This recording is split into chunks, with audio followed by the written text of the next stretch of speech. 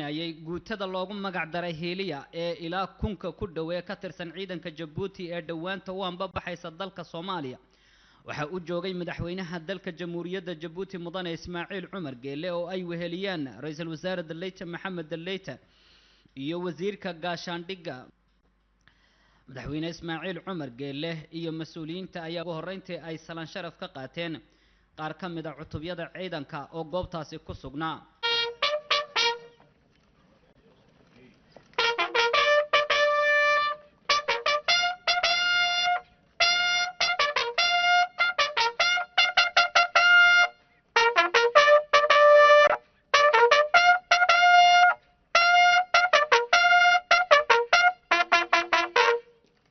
waxayna intaasi kadib ku soo gaaf wareegeen waaxyaha kala duwan ee ciidanka